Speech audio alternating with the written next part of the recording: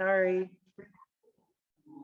I stopped the recording. So basically all I was saying is comments and questions for next week and the main categories: sanitation, size, square footage, communication with the county and all of our constituents, the other codes that are in a living document, the ADU issues, and then I don't think we need to get into enforcement and of the codes yet. It's something for us in the future.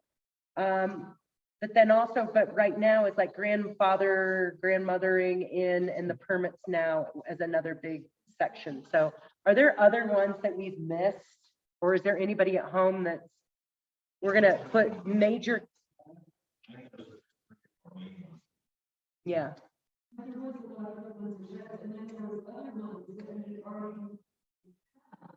And we're not, yeah.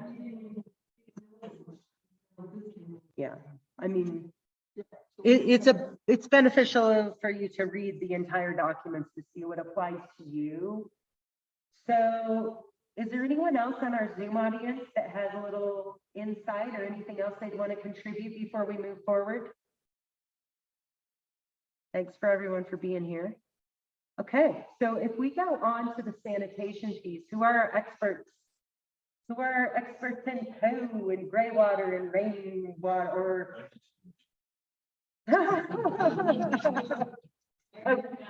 there was a comment that's Jay and I.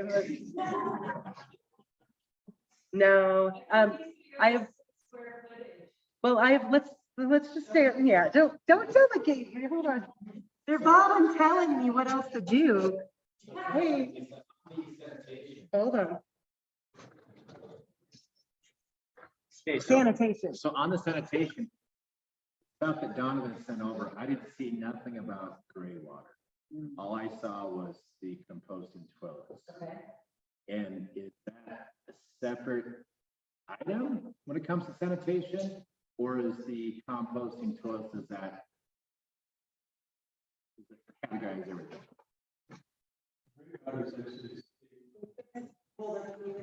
Yeah.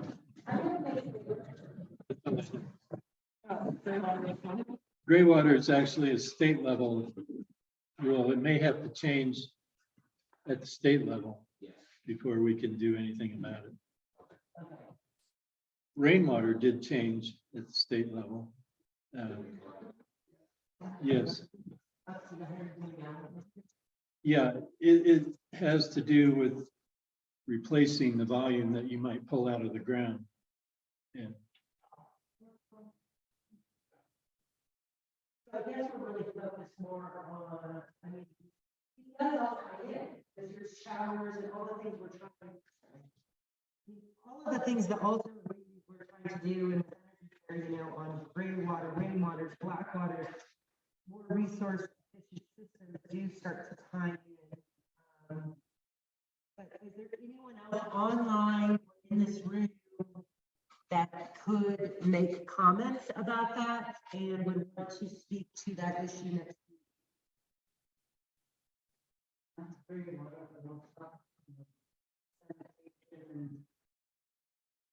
Okay, so do you want to speak at all, May? Sure. Okay, this is May. It's, what's your last name? Folsom, May Folsom. So you could. Yeah, I would like to speak about, septic systems and how costly they are, and about incinerators and composting toilets. I think we really need them. I'm the president of the KVHOA. So we just did a count of all our lots. Everybody would, all through the years, throw out a figure of how many lots we have there. Well, there's probably over 750 lots, acre lots. Some are bigger. And we have 500 and some owners there. So a lot of people own multiple. But if you were to put a septic system on each one, and we're on well water, that don't make me very happy. Because we have, we get all our water from the wells right there. And it's a big concern to me, but I would like to speak about that and just do some figures, because I doubt that the planning commission, sorry, don't want to insult you, but really, they don't know how many lots are really there and where it covers, because people think Mineral Hot Springs and everything is part of the KV, and it's not, and then they have their own issues, so there's a lot to discuss and, figure out here what we need to do, but I would like to comment. And I'll do more research and stuff.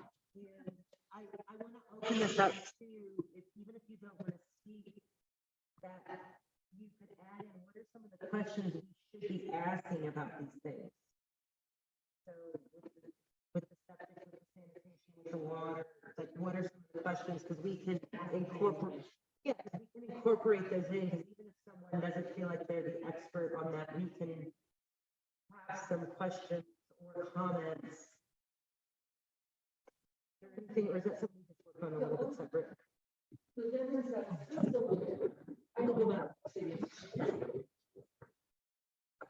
And there's also that system, which I haven't researched, that much human fertilizer system. Human, and how to segue that in somehow. Because that is something that actually, there is people using that in the community. From what I read last night, international, it allows human order, and that's what it refers to as it's allowing that. It's super vague. It's super vague. It mentions it twice in the code, but it's it's really vague on what they do allow. Is that something that you're going to do a little more research on for us? Yeah, I just think it's good to look at the whole spectrum of that. That's something that people have done. That's something viable that people have done in apartment buildings in Vienna, from, 50 years ago. It's not, Also, just real quick, My name's Afton.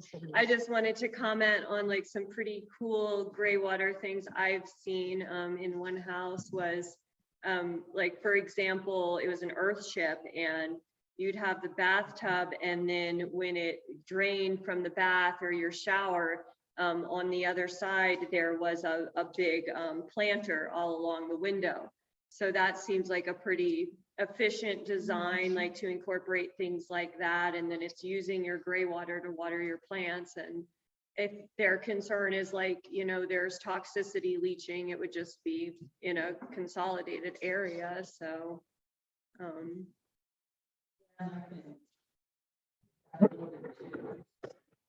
I'm planning on building a earth ship, and it actually uses the water 4 times. So after your water from drinking or showering goes through, then it goes to the toilet, and then it goes to an outside septic tank, and then it goes to a black water receptacle so that you can still use it to grow. You just don't use it for growing food, but other plants that you might want to have. And then there's all kinds of new technologies too that are coming forward where it's a matter of layering. So you have sand, and then you have your pumice, and then you have charcoal, and then you have plants that are designed to process all of that. So yeah, and that can happen on the outside. I know you have to have the black, you have to build trenches that have the really thick rubber lining so that you're containing it. But these models are out there, they're already developed, and the Earthship, from Taos, all of the Earthship videos, I think, are also things that we could make the county commissioners more aware of. In terms of, this has already been created, like what you were saying. You don't have to create the wheel, recreate the wheel. We just need to educate people about the fact that these things are safe.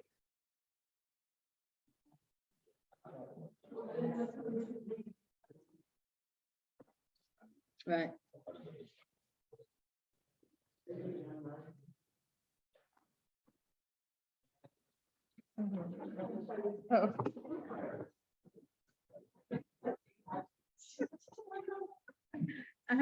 So I want to comment on what May was saying, because I think this is a key strategy point, the issue of groundwater contamination.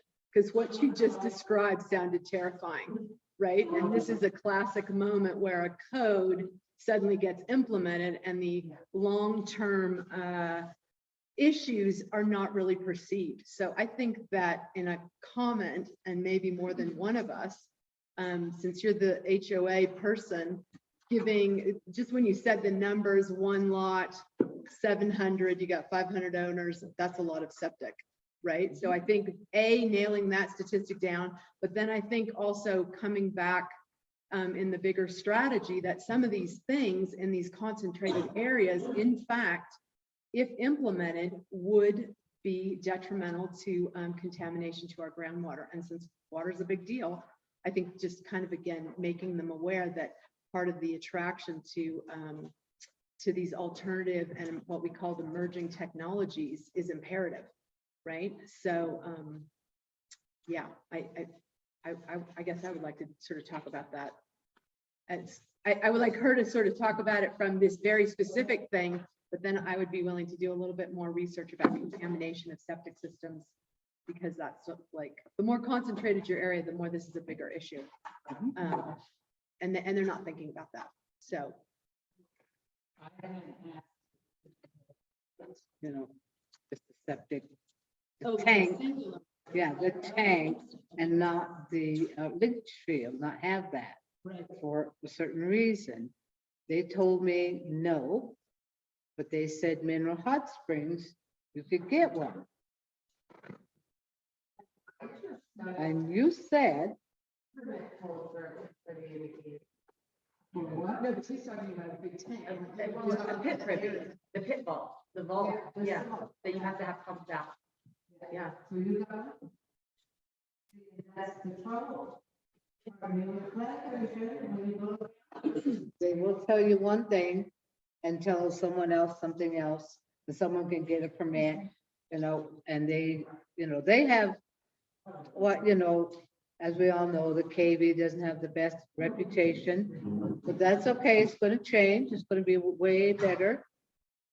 But, you know, they basically have, you know, have attacked me on different times when I've gone to the office. Said, it's all your fault. I've only been the president since June, the end of June. You know, there's a lot of work to do. Believe me, there's a lot of work to do. And I'm willing to take it on, and I have taken it on. So, you know, somebody, they're gonna do it right.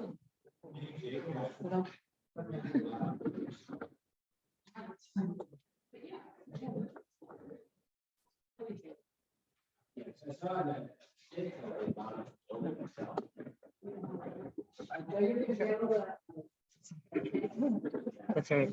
Okay. So I want to keep us moving because I've got, we got about 20 minutes so we can wrap up. Sean has mentioned, sorry guys, I'm not actually, Jay is doing a really good job in tracking comments. But yeah, so Sean is saying, we should include a code crafting committee group. So yes, I want to put that on as a whole separate, because he's been doing a lot of work on that. And when it gets to that, with that writing, hopefully, Jeff, we can be involved. Maybe it sounds like we're already doing that. But I'm going to add that on to our core committees. So that is code writing.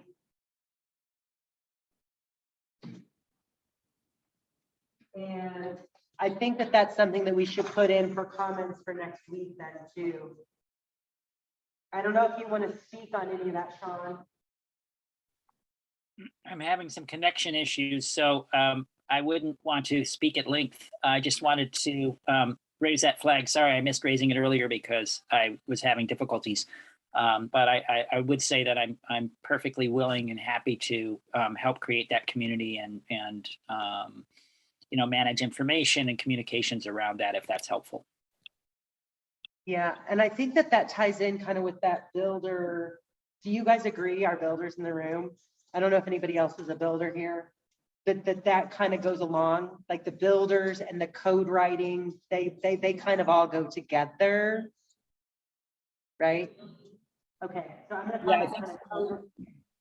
And what I was hoping to communicate was that we're going to have a lot of communal creativity, great ideas, expression of values, et cetera, that's coming forward from all of the different people who are contributing in the ways that they do. And if we have a team that can help turn that into language that can actually, go into the code, can be proposed to the officials who are associated with making that code, that's really high value, I think, in terms of enabling these things to actually happen and become sustainable in the legal realm for the whole community. Yeah, thanks, Sean.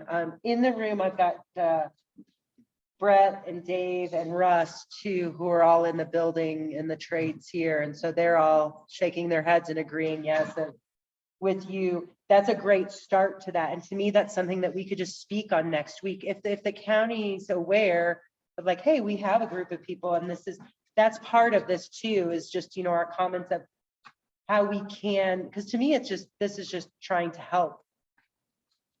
We're creating new solutions and ways.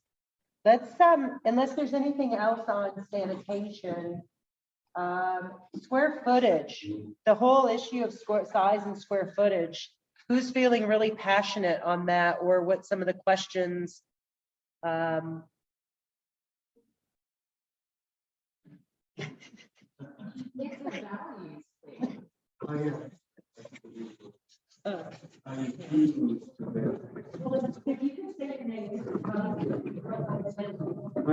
name is Gary Roberts.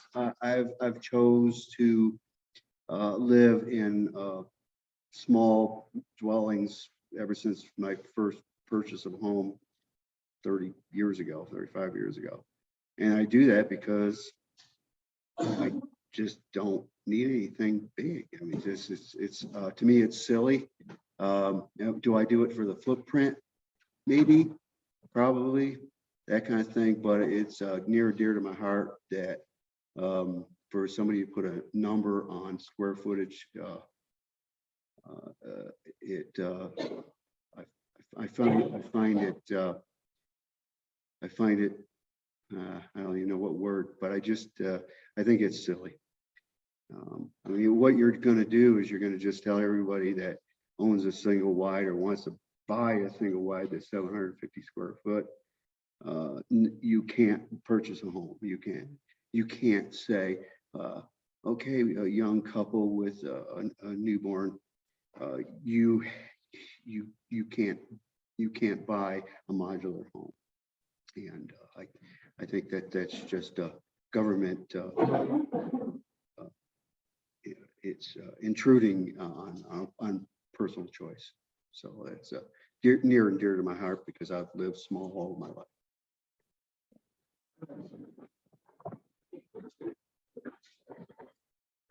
Say something to you. Can I go to Suzanne or do you want to go? The other thing too is that right now we're looking at an explosion in the expense of building materials. I mean, it's like amazing how much it's gone up in a year and a half. So I was planning on building a 450, maybe 500 square foot. So if I've got to double that in my initial costs, it's just prices me out of it.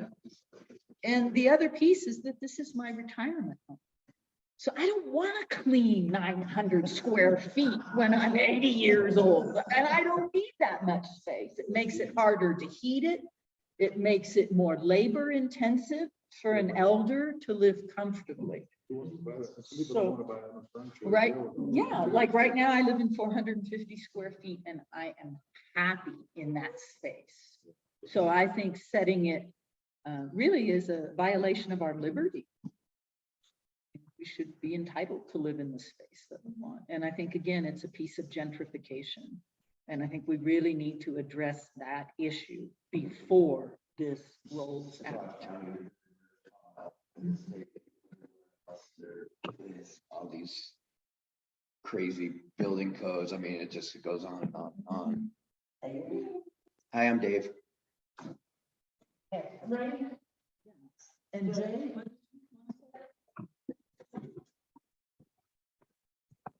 But it's just really an issue of values, and that, you know, for some people, it just like seems so horrific that, you know, a couple and their kid are living in a camper, but that's not, I just, you know, it's just like a judgment thing, and it's a matter of values.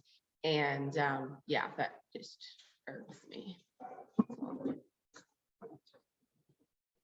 I think it's also a matter of lifestyles, because a lot of primitive cultures live full families in one single room.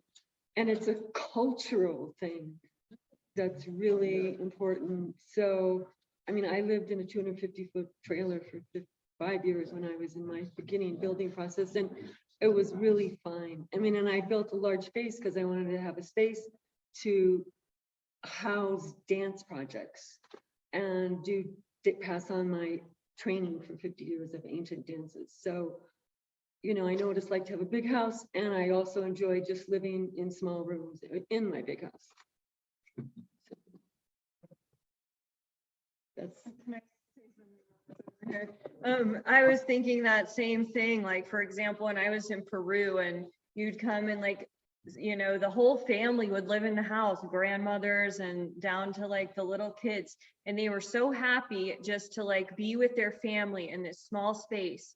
And it just seems like we've kind of like evolved with like our society of the even lately more so like this separation and like not wanting to be around your family. And like something else I was thinking is like we have the KV estates. That's one example, you know, of a large community.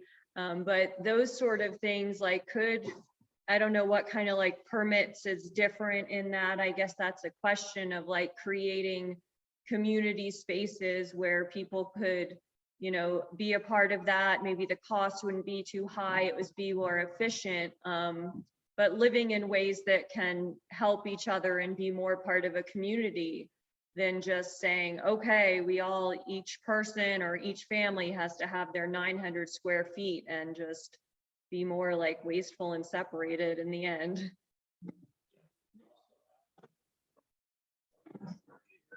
Try to figure out what the state code is for minimum square footage. There is none that I can find.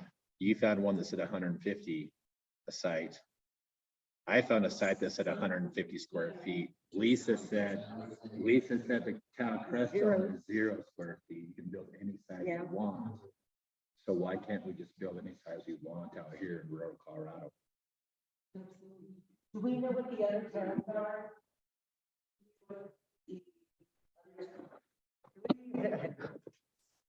I'm all over the floor in place here. Do we know what the other towns, anyone else live in Villa Grove or Saguache or Moffat? Maybe could someone take on that task of finding out? And like, we know the POA is 900 unless you live in Casita and it's 750, right? So could someone, that's the kind of thing we're looking at, is we need to start looking at what each community, municipality, or HOA has, because theirs will stay enforced. So we're trying to develop something, you know, with unincorporated Saguache County. So could someone take on that task? So you're saying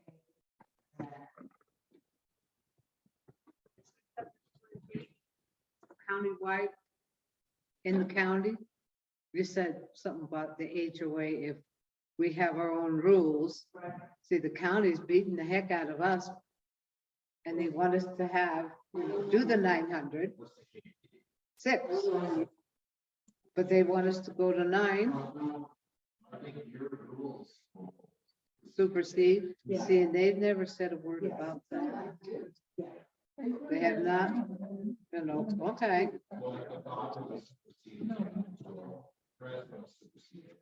Right.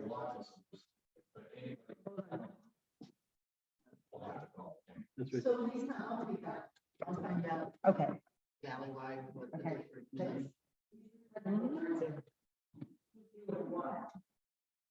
Okay, so since square footage. Is there anyone else? The only other last thing, and I'm trying to just take notes on like all of the categories. So is there anyone that feels really confident and they're like, this is the space I want to, and we don't have to assign all these. It's all going to be in the moment next week. But if we at least know we have a few key people covering these things. Suzanne, do you feel like that's one you want to speak on, or is there another aspect that you'd rather, will you be available? Okay.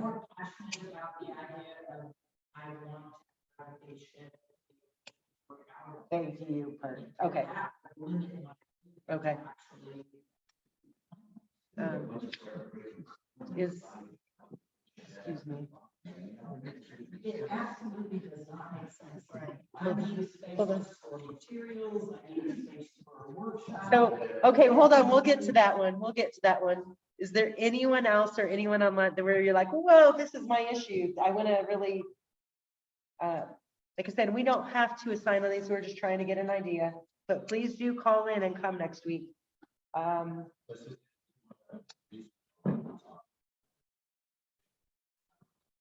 Okay, so I'll put Suzanne and Brett. And your comments can be a mix. You know, you could cover all of these. Whatever is applying to you, we can cover the areas. So that's, unless there's anything else on square footage, the only other one was with the spiritual centers and the retreat centers that had written in, you know, that contemplative lifestyle or doing some of those simpler retreats and trainings. It really is much more aligned with a smaller square footage and space to be in. So let's talk about communicate. What was the last? Oh, the storage. So our ADU or accessory dwelling. But to me, some of that did get solved again yesterday, where the big question is, we just need a question written in where you get a special permit for that. So you can get a permit to have your shed or your storage container on your property. Jay had mentioned maybe a way, because their big concern, one of the biggest is greenhouses. So maybe it's no greenhouses before your residence, but you can get a special permit for your shed, your storage container, your other piece to store your materials. So I just want to put that out there again, that it wasn't as big of an issue as once we talked as I thought it was. It was like, oh no, we just need to get something in writing about a permit for that, so that it's not just somebody putting their shed and then that becomes their structure that they live in and they don't build. There has to be some, and I think that's the part of the issue, is that education piece, right? And that communication. And then, so we have to all create that ethic of living, that we're all upholding that and going, hey, if we're going to go through this process. I don't think there's any problem with anybody. If you got a permit, hold on. For the record, I don't think there's any issue with people living in sheds. A bunch of my neighbors do. And it's like, if that's what you can do, that's what you can do. And I think the issue is, and I don't know why the county really would have a problem, except that if the septic isn't done and they're not permitted. So it's like, if you want to permit your, 10 by 20 thing and put the right sewage or waste in, who cares what it is that you live in? And that's, yeah. You can have,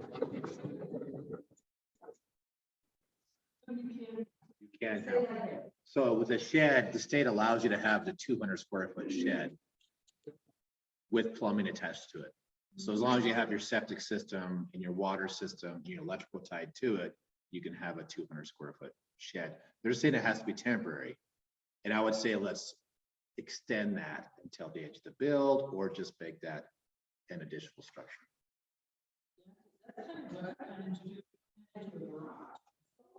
Exactly, exactly. Yeah. Yes, exactly. Tools, materials, yeah. Is there what the temporary time for the stateless to happen? 180 days. 6 months. So if we could extend that, if it's an owner builder, if we could extend that to a year with extensions, I think that would allow the owner builders to build it in their timely manner.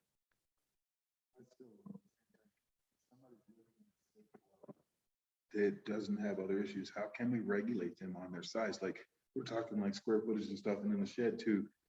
At the point of calling it a shed or it being a dwelling, like, honestly, all of this is, it almost, to me, it comes down to a safety thing. Like, if their house is safe and all that stuff, and these codes, they just kind of drive me crazy how it's really sticking fingers into everybody's lives just too much and in depth. Like, even these codes that we come up with, can somebody else not be, say we can come up with a square footage? How are we to make those regulations on the next person on that size? You know, I can understand this, like I'm saying, being a safety thing, but so much of this down to micromanaging others' lives in that way, how is it even feasible that we're doing this? It just blows my mind that codes have gotten to the level that they have in today's world.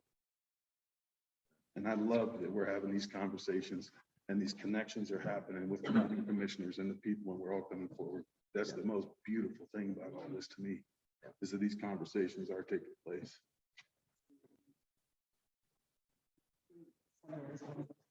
So what I'm hearing from that is that if we can get the permits for your temporary accessory dwelling.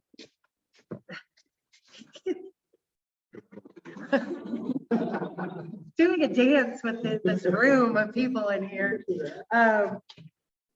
Then that's the first part. And then the second is, how do you transition that potentially temporary permit into a permanent? Because maybe you brought in your shipping container that now becomes part of your pottery studio, or another example. And then the third part I heard about that was we need to ask some questions about extensions, because right now it's 180 days that it can be on your property for building. Is that what the county? That's the state. Okay. So we need to ask the county some questions on what those extensions could be, you know, what's that look like? Okay, great. Who's really into that kind of stuff? And doing maybe a little more writing research can think about that. Okay, hold on, May's gonna.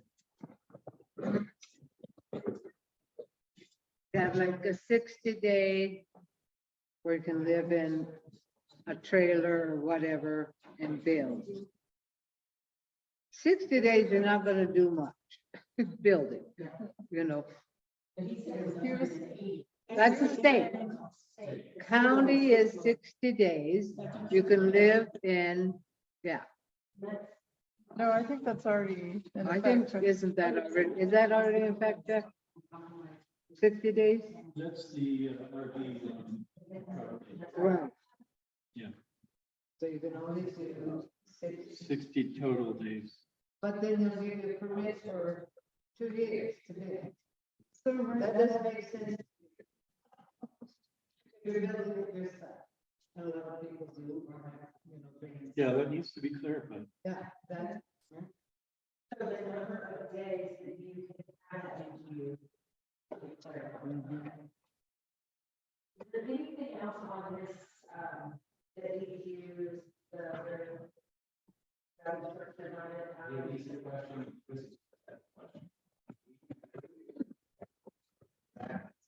Well, there's a difference. I don't want to get people too confused. I'm not the expert. There's an accessory dwelling.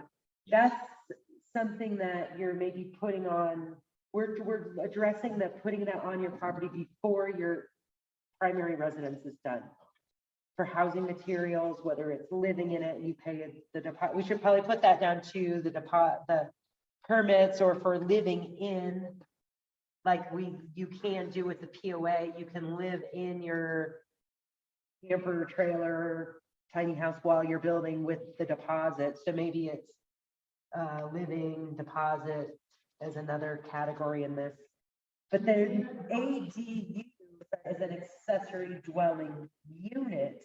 But to me, that's when it becomes more of that permanent structure that you're living in. There's a difference between, and I don't know how your language is, Jeff, if you can clarify that, there's AD. For the longest time, Saguache County only allowed one residence per parcel, no matter what size the parcel. It could be 80 acres. We, within the last couple of years or so, modified that to where you can build a second home. And I'm not sure what the term would be for that, but you could have a second dwelling to live in. Yeah, without subdividing. So now you can have two residences on a parcel in Saguache County, but the second one has to be a smaller square footage than the primary. But then you have to have a variance for that. That's now in the code. You could actually build it. It's not a variance.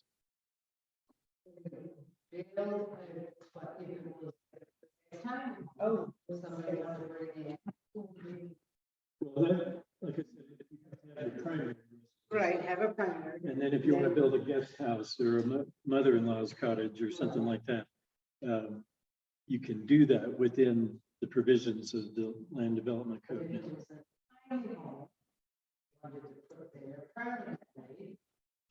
Well, if it is the a secondary residence.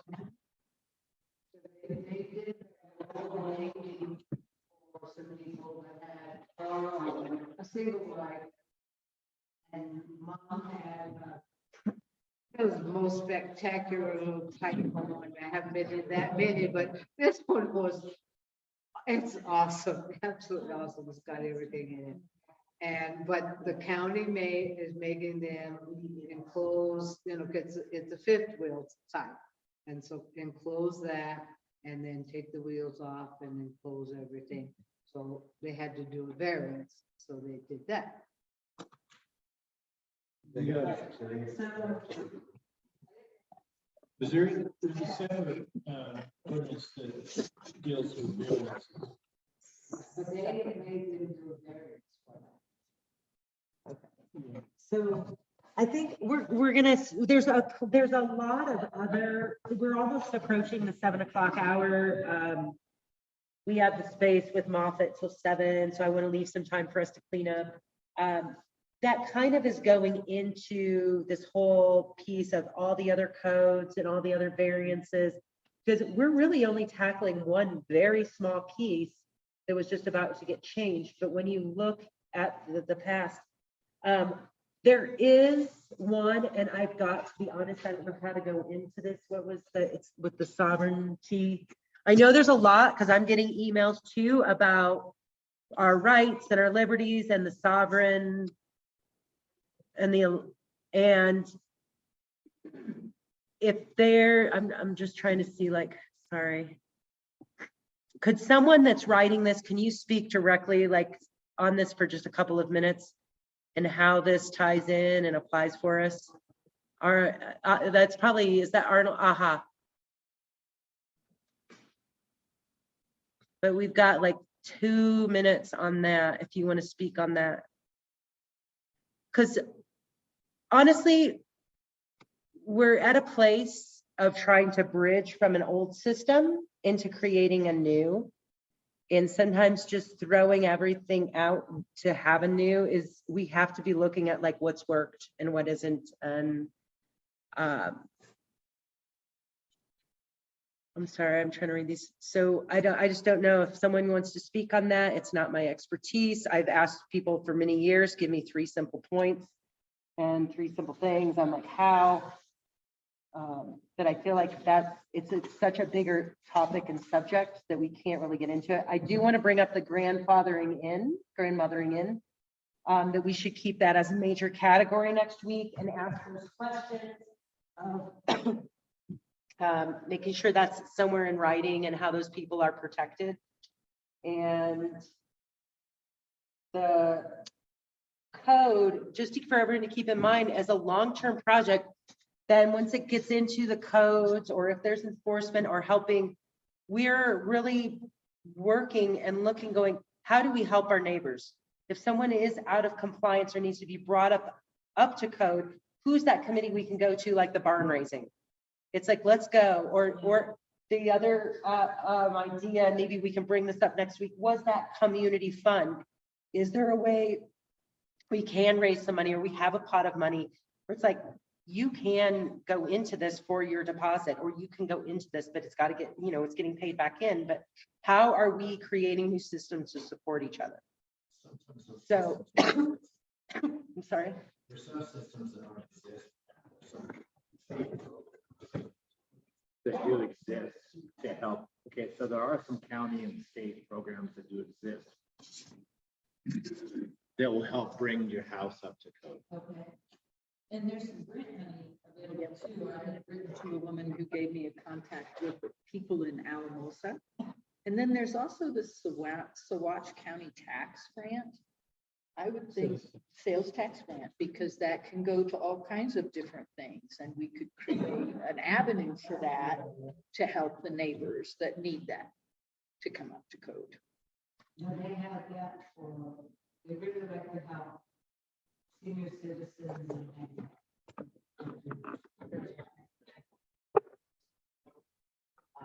And that comes up pretty soon in February.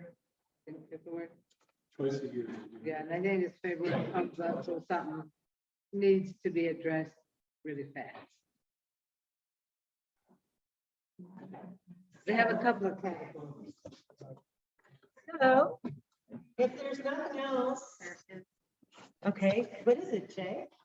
So I proposed this yesterday, but I really do think that we also might want to look at extending the time period to get into compliance if someone is cited for some violation of code instead of 30 days. And I'm not sure what it is here. The inspector would know. The inspector is the one who does that. But where I came from, it was 30 days. They gave me 30 days to find another place to live, which was not long enough. And so I would really like to see that not happen to people. So if you've got a violation of some sort, you've got maybe 90 days and you're given the number of some organization to help you get into compliance. We need to be supporting people and getting, you know, it's not a matter often of like unwillingness. It's a matter of financial or skill level to get yourself into compliance. And if there was there would have to be almost a committee that understood the code well enough to get the septic or the composting up or the whatever it is. It would take a pretty skilled and specific type of people to be in that. And obviously there would need to be funds for it. And I don't know, how to get that, but I'm really interested in working on that piece. I have a quick comment. This is Sean. Two things, actually. One is, if there's such a thing as a volunteer fire department, why couldn't there be a volunteer barn raising department and a volunteer code compliance department where you have that kind of expertise? You people who know the code or whatever and can go to someone's house in a group of 5 people in a, hand painted car that's artsy, and they go, hey, we'll help you figure everything out here and help you get it done. And the other thing I want to say is that we could modify the language of the code to specify that this code will provide assistance first and punishment last. In other words, that, make it part of the mission of the code to create this new form of government where it's not just like, hey, we're going to whack you with a stick if you're not in compliance or make you spend money and you have to do it now.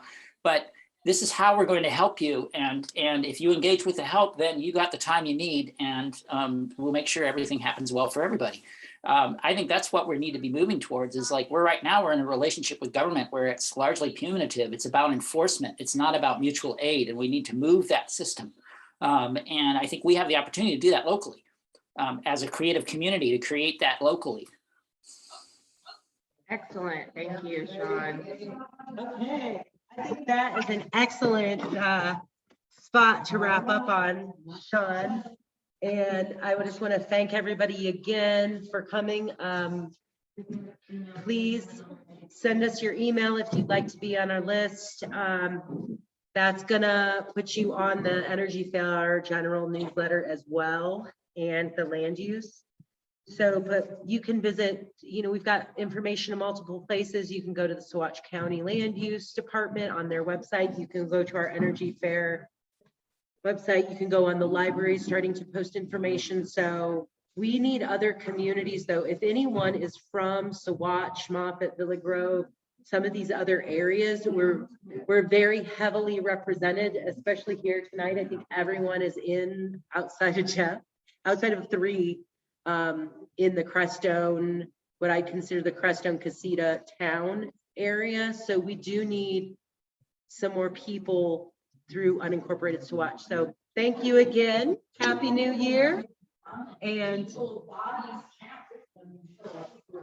yeah, so come and join us next Thursday. I'll send out a reminder, and thanks again. It's been an amazing process.